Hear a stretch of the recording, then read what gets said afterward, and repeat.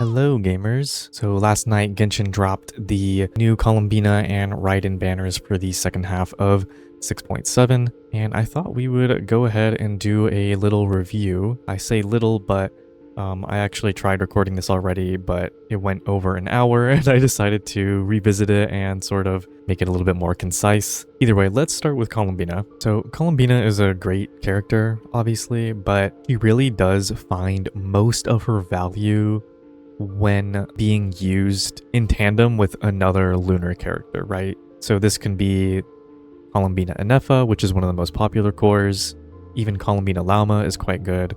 Columbina Linnea is obviously very good. And then, of course, you have like full teams with just Columbina Flynn's Anefa or like Columbina Nefer Lauma. And in these teams, she is very good, but she's kind of in a strange spot because she has this like mutually beneficial relationship with other lunar characters. It makes her not very good alone, right? She's not like the Farina of Nodcry. She very much just kind of only wants to be in lunar teams. You don't really want to be using her outside of lunar teams because not only does she lose her value from not being able to help other lunar characters on the team, but she also loses AoE on her skill. AoE on her skill, it's not required to have another lunar character in the team, but it's required to have Ascending Gleam, so you need another Ascending Gleam character. So this can even be Yehoda, right? Yehoda is an Ascending Gleam character, but essentially Columbina, she really wants other lunar characters or Ascending Gleam characters for her to truly have a lot of value. And she really isn't that much of like a support. I mean, I guess she is, but she really is mostly a sub DPS. I personally have her built on Prototype Amber with an ER Sands on Silicon Moon Serenade. She does tons of damage still. She enables herself along with other lunar characters to do more damage with her passive. Her passive basically just gives extra hits to Lunar Charge, Lunar Crystallize, and Lunar Bloom, so really sort of going all in on the lunar reactions. You're really looking to pull her if you already have another lunar character that she can benefit from and that she can benefit as well, if that makes sense. If you are looking for the Hydro to round out your lunar team, of course, Columbina is the answer. And then we have Raiden. Oh, Raiden. I feel so bad for Raiden herself and also people who really like Raiden because, man, she really just dodged all the buffs, didn't she? Daimiko and Sino, they got buffs, but Raiden did not, which is very unfortunate because, you know, Raiden, she kind of needs it. I mean, not to say that Sino and Yai didn't need it, right? They obviously benefit massively from the Stellar Conduct buffs, but I really had wished that they would revisit Raiden for the Stellar Conduct buffs. And who knows, maybe they still will in the future through some other means, but as of right now, Raiden is not in the best spot that she's ever been. I know she used to be this crazy powerhouse back in the day, especially at like C2 with the Death Shred. Just to put it into like perspective, I'm going to pull up GC Sim. Now, Raiden's best teams you're most likely going to find in Overload teams. You can see here, this is a pretty normal team, I would say, but this is a C0 with Deathmatch, and you have a Durin with Wolfang here on the Hex support set, hitting about 90k DPS. Remember to take these DPS numbers with a grain of salt, right? It doesn't tell everything, right?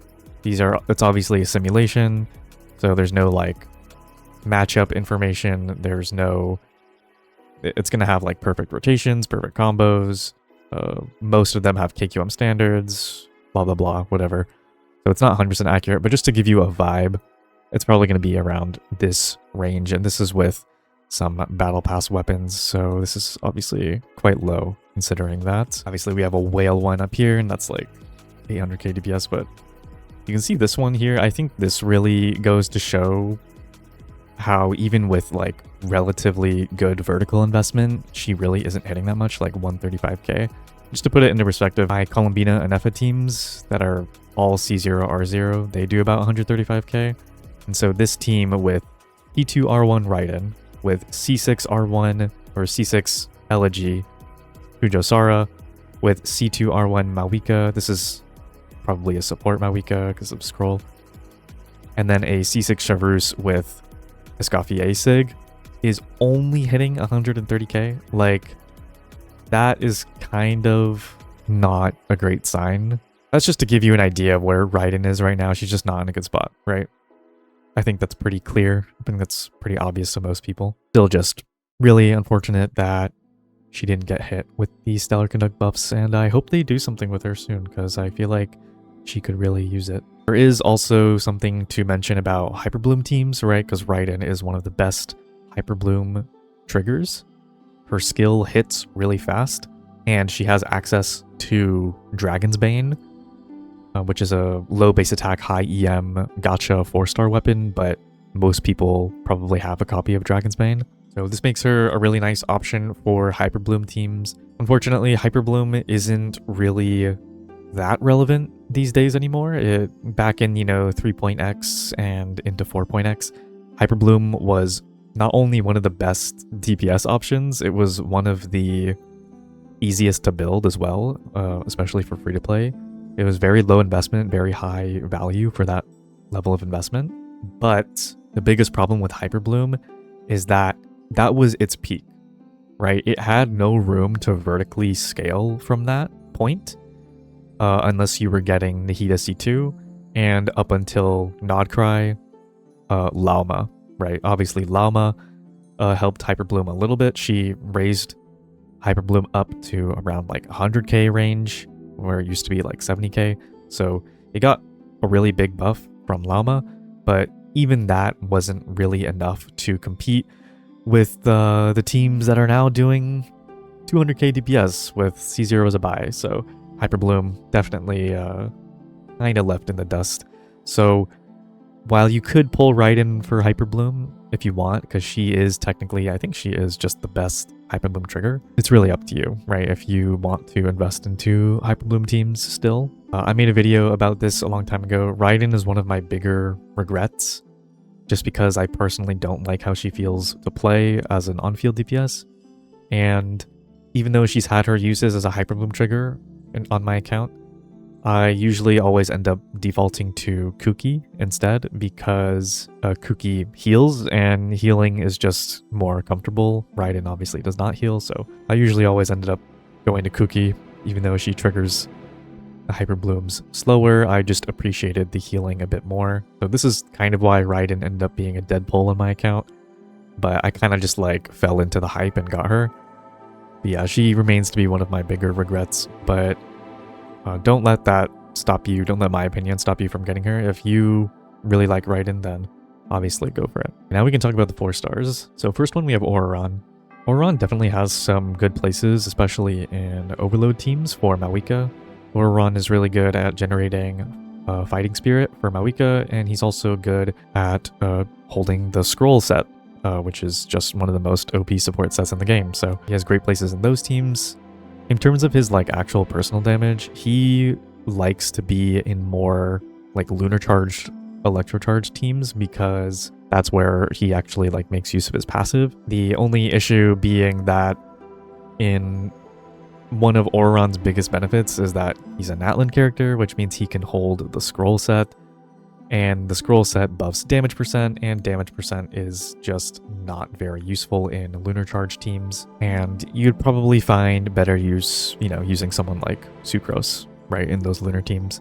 And also in electrocharge teams, you'd probably find better use with someone like Sucrose, or maybe you can use them together, but still has decent off-field electro application. Night Soul, so he can hold scroll, also as an electro off-fielder, good for keeping up Chevreuse uptime in overload teams if you need an off-field electro. So he has his places, and I think he's still a great character. Zathos is a pretty interesting character because he's actually pretty dang good. Like, as a 4-star DPS, he's pretty good. He does very considerable damage. I don't think he's anywhere close to Gaming level of 4-star DPS, but he's still pretty good as far as like electro DPSs go, since electros can't really benefit from crazy multiplicative reactions like melt and stuff like that. So I think one of Seto's best teams is like a burning load team with like Durin and Nahida.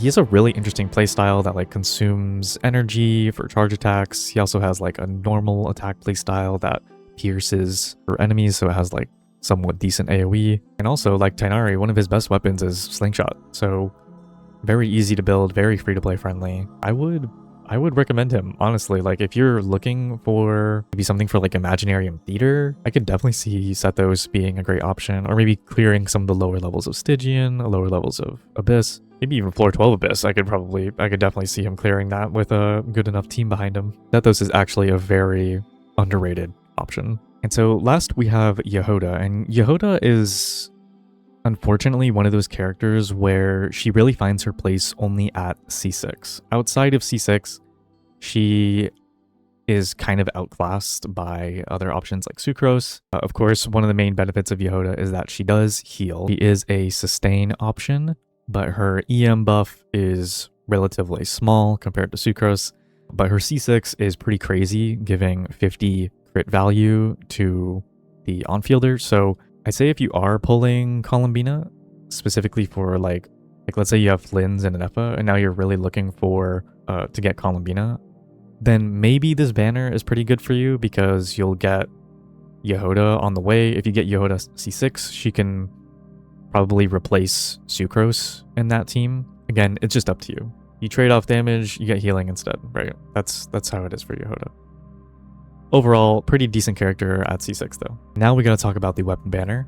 So Columbina Sig, no, it's just a pretty decent stat stick for any other character outside of Columbina. It has low base attack, high crit damage, great on Columbina. You get like lunar damage bonus, you get energy refund, you get max HP. Like, it's definitely good on Columbina, but I really don't think it has that many uses outside of that. You know, it has max HP on it, so maybe you could use it as a stat stick for like Neuvillette or Mulaney or something, but you know, I'm not really going out of my way to get Columbina Sig specifically for that, you know what I mean? I'd say one of the best things about Engulfing Lightning is that because it's a bit of an older weapon, the passive is a lot more like generally applicable to more characters, right? Unlike something like Columbina Sig where it's like, oh, you need to be a Lunar character to use this or else the passive is completely useless.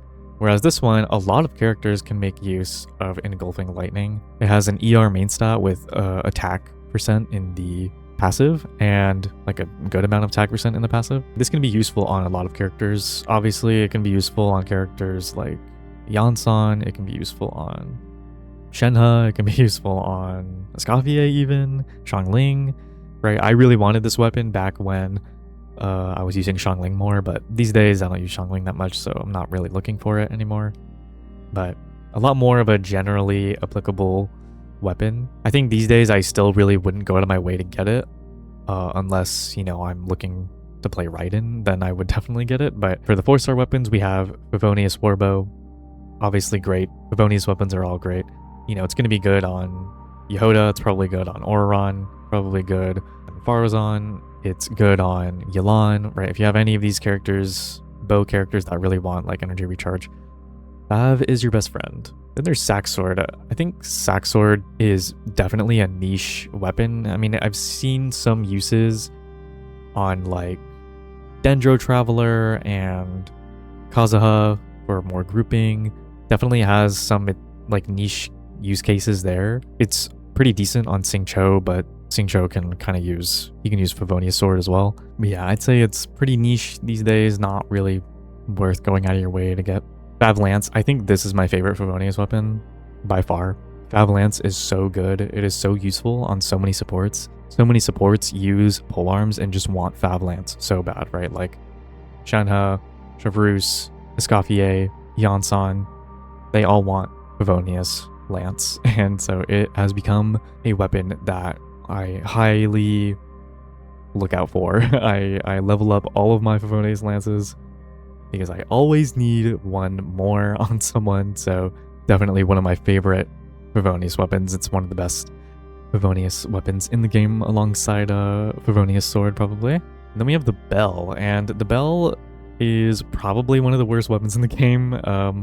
It really doesn't have a great use outside of maybe some great fashion impact for Fremine.